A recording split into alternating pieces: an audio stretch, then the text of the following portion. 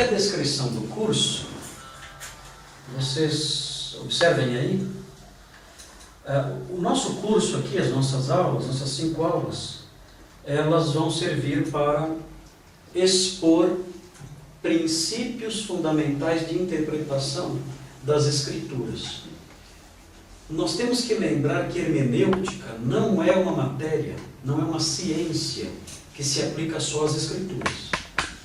Hermenêutica você usa desde que você aprendeu a ler a primeira palavra lá no pré-primário ou no primário.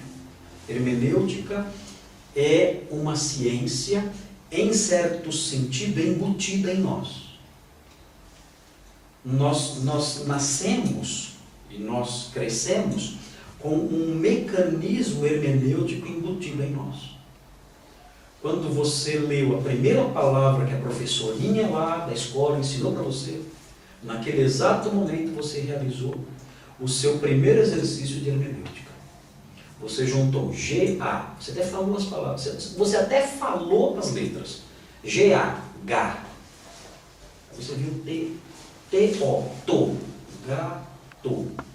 Quando você leu gato, você parou e disse, gato. Veio um bichinho.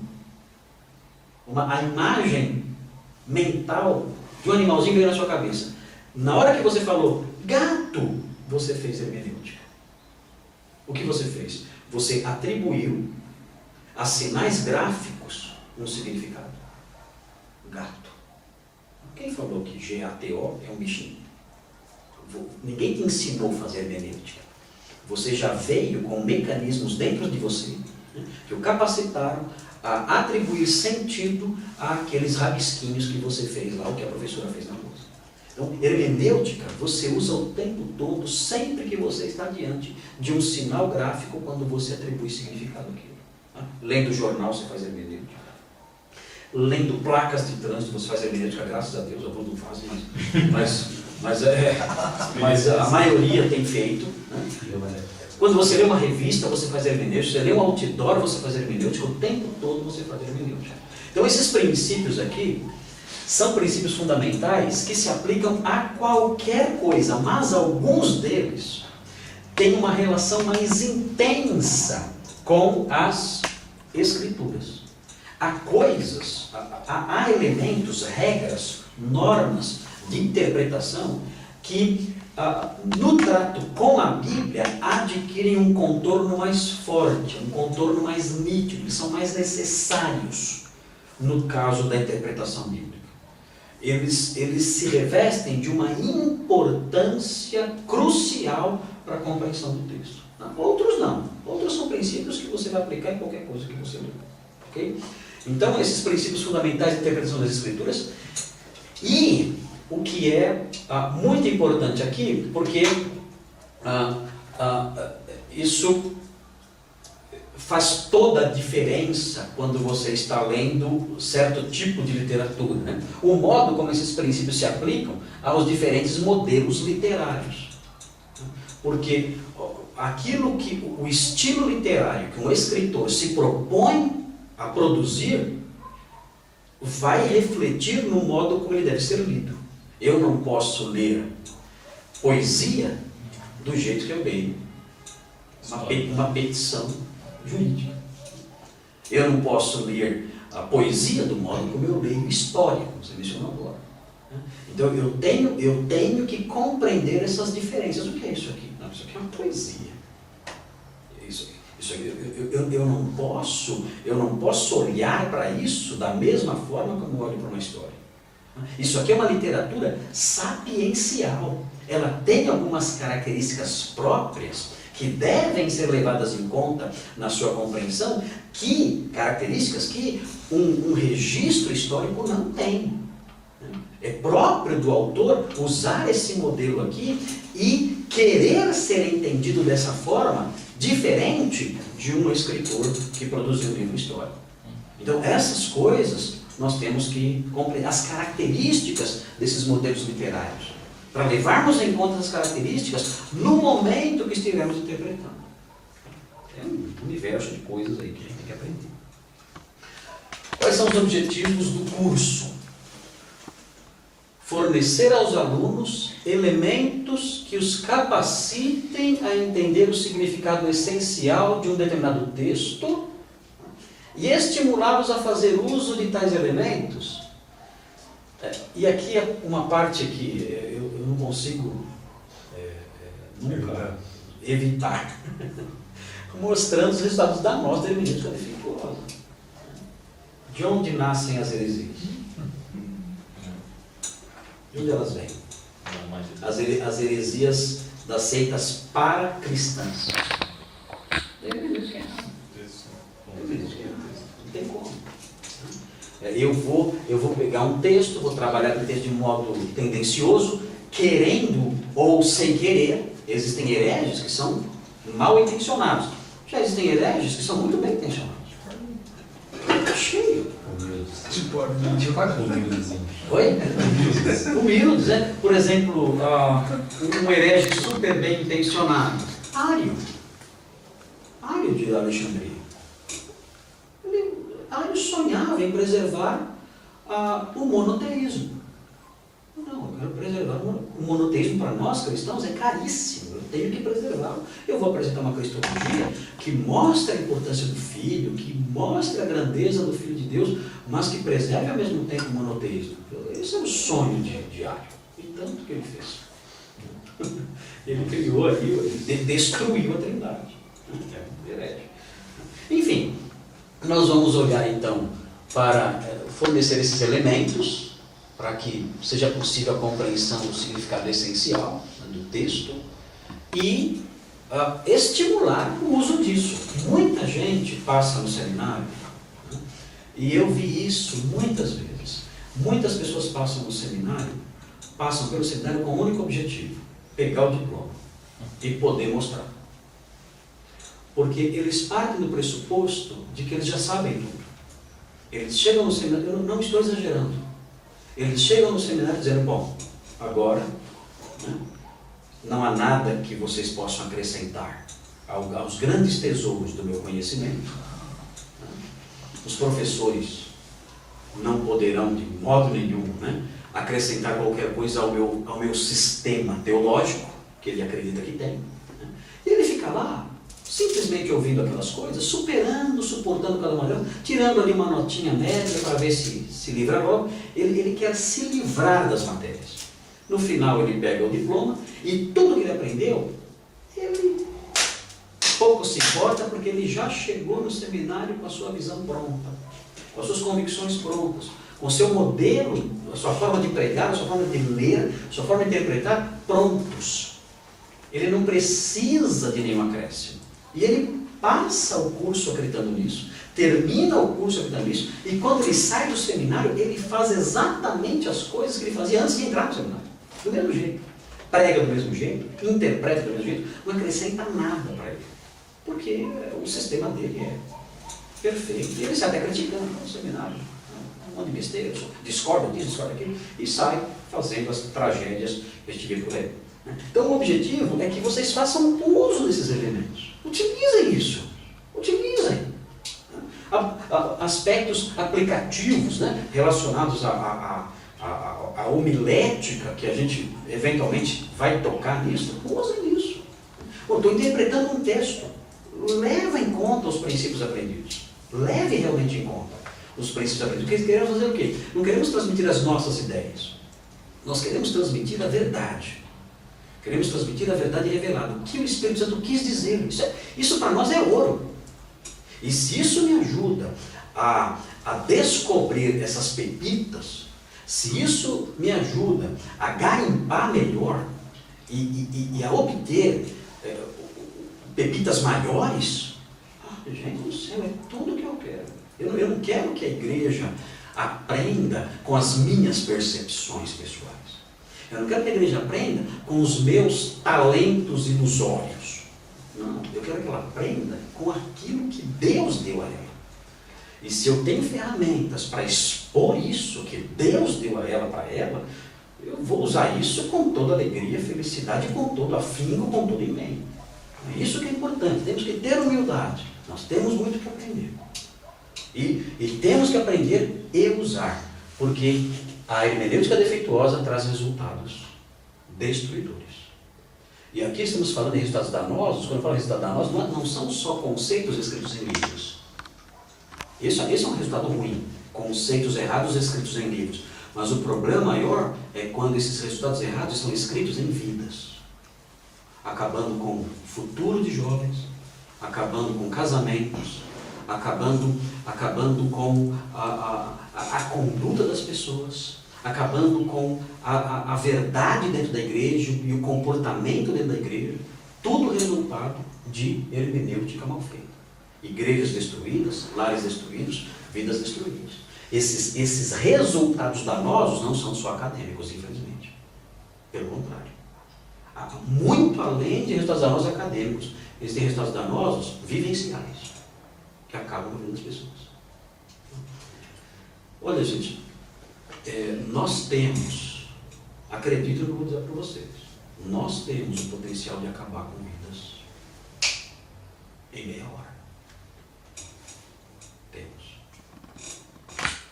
Nós podemos, sim, em meia hora de conversa, as pessoas vão olhar para nós, pastor, é o nosso líder espiritual, o pastor falou, poxa, foi um conhecedor da palavra, é um homem versado na palavra de Deus, ele falou isso, eu vou fazer.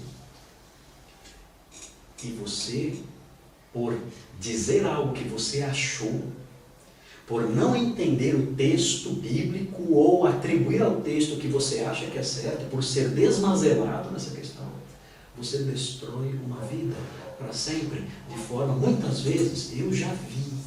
Eu estou com um caso aqui na minha cabeça falando isso para vocês. Eu estou com um caso real aqui na minha cabeça falando isso para vocês. Eu já vi.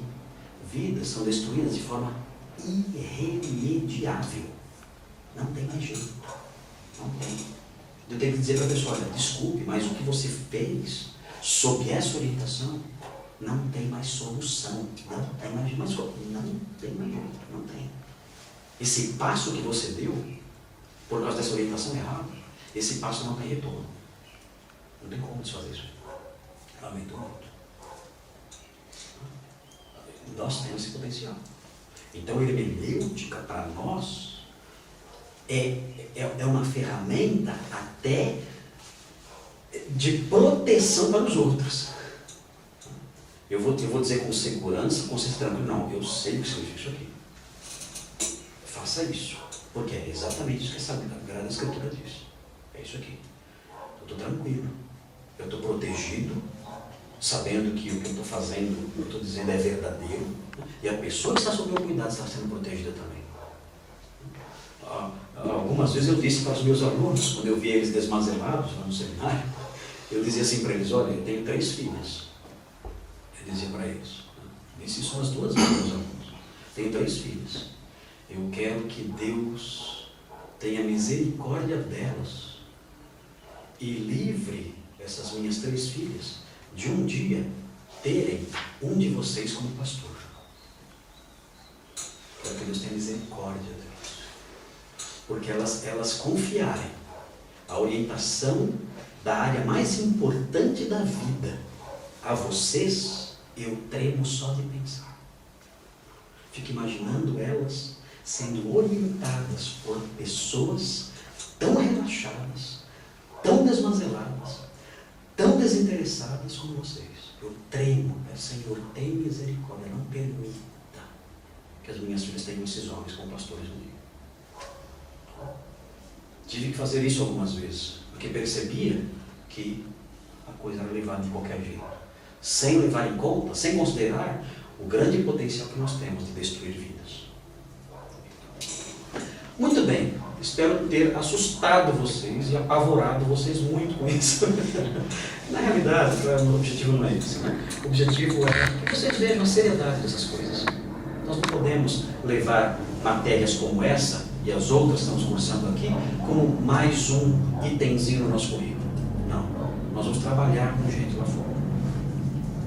Muito bem, qual é a relevância do curso? Por que esse curso é relevante? Por que eu vou fazer hermenêutica? Qual é a importância disso? Olha aí. Então, o curso é relevante na medida em que se propõe a capacitar pessoas a entender o real sentido daquilo que nos foi revelado por Deus nas páginas da Bíblia. O que a Bíblia realmente está dizendo? Claro que há textos que abrem um lequezinho de possibilidades, mas esse leque, ele tem limites. Esse leque tem pontas, né? Esse leque tem expressões que são mais prováveis, bem mais prováveis do que outras. Eu digo, olha, é possível sim isso significar tal coisa, mas a possibilidade de ser isso, à luz do contexto, à luz do ensino geral da Bíblia, à luz da própria percepção espiritual que nós temos, isso aqui é a menor das possibilidades. Então, existe essa pequena, essa variação no entendimento de alguns textos, mas isso tem limites. Esse tipo de coisa não nos permite cometer erros crassos. Não nos permite, se eu seguir uma opção dentre essas, válida, opção real, não que eu inventei, mas uma opção que realmente é possível diante de um texto. Se eu seguir essa opção e não for a melhor, isso não vai me conduzir para o abismo. Eu estou dentro de um limite de significado que o texto admite. Então, mesmo que eu tome uma direção que não é a melhor, isso vai me ajudar a entender mais de perto o real sentido daquilo que nos foi revelado. Importante aqui, numa época em que um crescente número de heresias surge de falhas na interpretação, isso é constante, né? Levou sobre si as nossas enfermidades. Pronto, ninguém fica mais doente no mundo. Falhas na interpretação, o mistério se faz que tal situação seja alterada através da formação de pessoas que saibam detectar e expor, ali é a homilética, né? Detectar e expor o que a Sagrada Escritura realmente diz. Ok? O que a Bíblia realmente fala, o que o Senhor quis nos dizer, o que o Espírito Santo quis que nós conhecêssemos para que ensinássemos os outros e mudássemos a nossa própria vida. Qual foram as intenções dele quando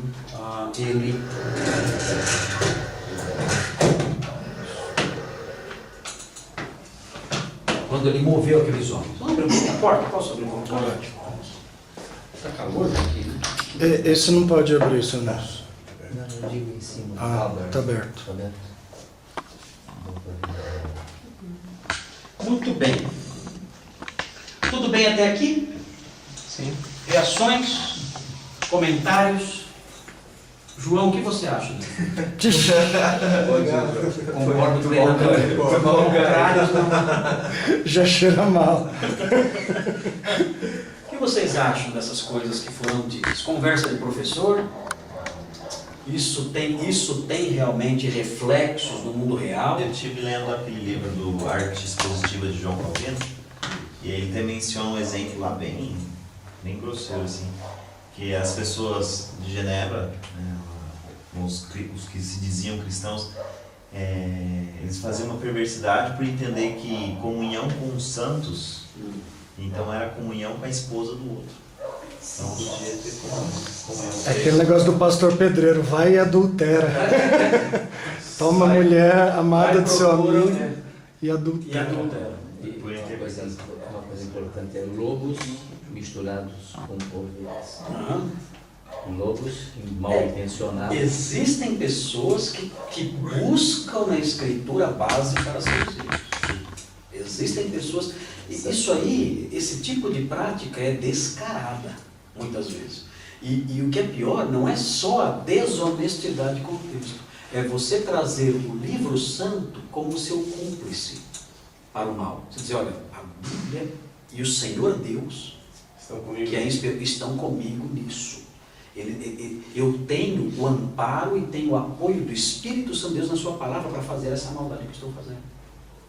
Ou seja, são dois erros. É uma atitude diabólica. Diabólica. É o que Satanás fez.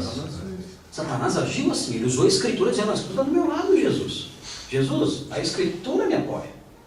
Então, notem que isso tem acontecido. Pessoas que falam isso. Não, mas a Bíblia fala aqui. A Bíblia fala aqui. Eu soube de um caso que eu não acreditei. A pessoa alugou uma casa, não pagou aluguel, não tinha contrato, que era irmão na fé. Ele não pagou. Quando foi ser cobrado, ele falou assim, olha, mas por que você confiou em mim? Por que você confiou em mim? A Bíblia diz, maldito o homem que confia no homem. Sabe? Maldito o homem que confia no homem. Você pecou. Aí o maldito é o cara que foi bom com ele, não ele, maldito. Exatamente. Você pecou. E ele foi exortado pelo caloteiro. O caloteiro exortou e tal, poderosamente. Com a Bíblia em punho, exortou o irmão. Ela falou, não lhe devo nada a não ser um amor. Tá vendo? Consulte um advogado. Aí o que acontece? Hoje o cara deve tudo menos o amor. E quando a Bíblia não dá apoio, fala assim, Deus me falou. Sim, Deus me falou. Se não tem apoio bíblico, inventa um versículo, vem lá. É que esses aí são casos mais expostos, né?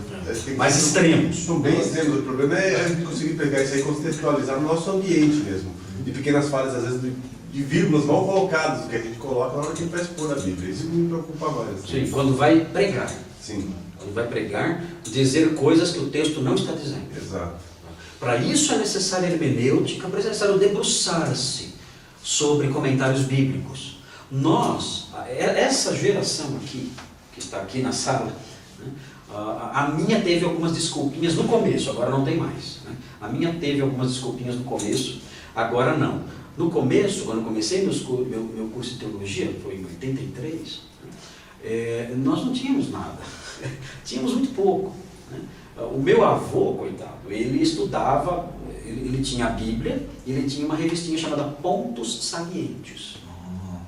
E ele lia todo dia os comentáriozinhos da revistinha. Mas a própria pessoa que escrevia a revistinha não era nenhum PhD, não era nenhum homem grande conhecedor, era um pastor que também tinha feito o seu curso dentro de certas limitações, porque não tinha material nenhum na época, a gente sabe disso. A gente ia na casa de um pastor comum, a gente via lá, o que ele tinha? Ele tinha uma Bíblia, ele tinha alguns comentáriozinhos ali, se ele conseguia mexer no inglês, ele tinha alguns dicionários ali, antigos, né, e tal, de inglês ali e tal, pouquinha coisa, era aquilo, não tinha muita coisa. Quando entrei no seminário, não existia nem computador, não existia computador. Era tudo, não existia internet quando entrei no seminário, não existia isso aí. Então, o nosso acesso era a comentários bíblicos que a Vida Nova estava lançando, que era aquela série Cultura Bíblica, né? Começou a lançar aquilo ali. Então a Vida Nova deu uma alavancada muito boa no campo de literatura no Brasil. Na época, a Vida Nova despontou, porque ela era uma fonte fantástica de livros novos que estavam chegando. Né? Então eu peguei esse comecinho da Vida Nova, aí os comentários, comprei os comentários todos, vermelhinhos, azuisinhos, tudo, e aquilo lá era ouro, porque não tinha outra coisa. Hoje é ilimitado. Hoje não realiza um trabalho hermenêutico sério quem não quer. Eu estimularia sempre os alunos a desenvolverem uma leitura, pelo menos em inglês. A leitura em inglês, isso faz muita diferença hoje em dia, porque você tem material na internet, mas tem muito material que é em inglês. E é muita coisa preciosa. Então é importante, nem que seja fazer um curso de inglês para pelo menos poder ler um texto. Talvez, eu nunca vou falar inglês fluente, eu nunca vou conseguir assistir um filme sem legenda. Tá, ok, tudo bem. Mas pelo menos pegar um texto e ler, talvez com um dicionário ali do lado e tal, isso aí você tem que ser capaz de fazer. Tem que dar um jeito. Paga aí um cursinho aí e tal, desenvolve alguma coisa e tal, mas como são jovens, é possível perfeitamente aprender e fazer essas leituras. Então hoje tem condições de evitar esse problema que o João falou, de você ensinar algo que não está lá, porque você tem um universo de materiais que pode te proteger acerca disso. Ok? Acerca da relevância, eu sempre tive problema. Esse curso vem muito para falar para mim, talvez para os meus colegas aqui, mas eu sempre tive muito um receio, uma impressão de bem lá atrás, né? Pelo que o senhor falou, o acesso às informações é vasto, então você acaba conhecendo de várias fontes. Mas lá, quando a gente ouvia só o pastor falando, quando a gente pegava a Bíblia, ouvia os irmãos, os líderes espirituais, os professores, de onde é que eles tiram isso? Tá, claro, o Espírito Santo nos ilumina a entender as Escrituras, mas a percepção de cada um, você traz cultura, você traz experiência quando você faz a hermenêutica. Então, de onde é que tira tudo isso? Por isso que, para mim, especialmente, o curso é muito relevante para poder tirar esses monstros da minha cabeça de criança, que eu cresci assim. E, não, o texto tem essa interpretação, essa e aqui. Existe um sentido Exatamente. objetivo. Claro que é simplesmente impossível você arrancar de você mesmo os óculos culturais. Não tem jeito. Outra coisa que você não consegue arrancar de jeito nenhum é a sua origem denominacional, a sua tradição cristã. Nós não somos pentecostais. Nós somos tradicionais. Nós temos uma tradição cristã embutida em nós desde pequenos, todos nós aqui, desde pequenos. Essa tradição, ela vai influenciar a nossa leitura. O pentecostal, sempre que ele vê a palavra fogo, não é isso? Ele vê a palavra fogo na Bíblia, ele ateou fogo no templo. Pronto, fogo é Espírito Santo. Não tem jeito, né? Você falou a palavra fogo para o pentecostal, não. Fogo é o Espírito Santo. Olha, não é, aqui pegou fogo na floresta. Não, é o Espírito na floresta, não tem jeito, né? Fogo é Espírito Santo, não adianta, pode brigar quando você quiser, o contexto não interessa, é fogo, é isso. Até o lado de fogo, né? Tá vendo? Isso precisa falar também. É onipresente. Está purificando. Mas note, nós também temos as nossas resistências. Nós muitas vezes vemos algumas coisas e dizemos, não, isso aqui, nós encontramos aquele texto, por exemplo, quem perseverar até o fim será salvo. Não, isso aqui, nós temos a explicação pronta. Não, peraí, mas olha melhor, não.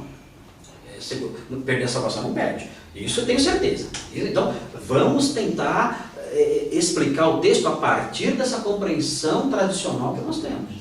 E nós não conseguimos nos livrar disso. Isso para nós é muito precioso. E não queremos nos livrar disso.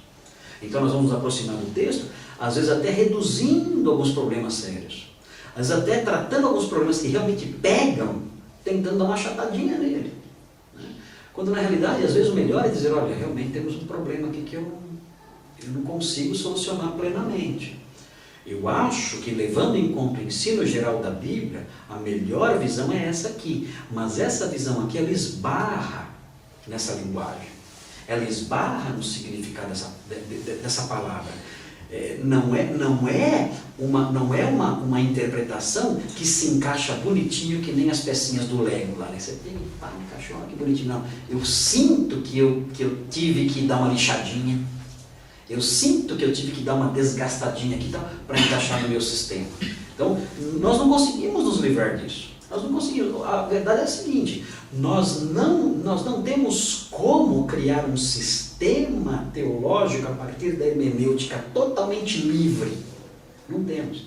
E um sistema teológico totalmente perfeitinho, tudo funciona direitinho. Não. A gente sempre vai esbarrar em coisas que a gente vai dizer assim, olha, eu não sei. Isso aqui eu não sei como resolver isso aqui. Eu vou arriscar uma resposta que eu acho que é a melhor resposta. Mas eu mesmo não me sinto muito à vontade com ela, porque eu vejo que aqui nós estamos lidando com um texto que é obscuro. É obscuro, eu não consigo encaixá-lo no sistema geral. Isso é normal, gente. Isso significa, e isso aí é aquela humildade acadêmica que os homens de Deus têm que ter. Nós estamos lidando com textos escritos há 2000 anos por autores que já morreram. Seria legal se a gente pudesse conversar com eles. E aí, o que você quis dizer aqui? Eu quis dizer tal coisa. Pô, você quebrou minha denominação, cara. Não, mas eu quis dizer. Mas enfim, isso aí não é vergonha para ninguém. Isso não é vergonha para ninguém. Isso não significa ignorância. É o contrário do que Calvino chamava de adulta ignorância. É a ignorância de quem avaliou tudo e foi honesto. Você olha, realmente isso aqui é um nó, isso aqui é um nó. Eu tenho nessa direção, mas continua sendo um nó, reconheço, não é fácil não, não é fácil não. Então, tem que haver essa honestidade, tem que haver essa humildade, mas isso, esse tipo de postura não vai me levar a heresias, me levar a desvios, a nada disso. Isso vai me levar simplesmente a uma postura honesta, de dizer, olha, eu acho que é isso, mas eu não tenho certeza porque realmente não há elementos que me façam ficar à vontade. E aliás, desconfie de quem tem certeza de tudo.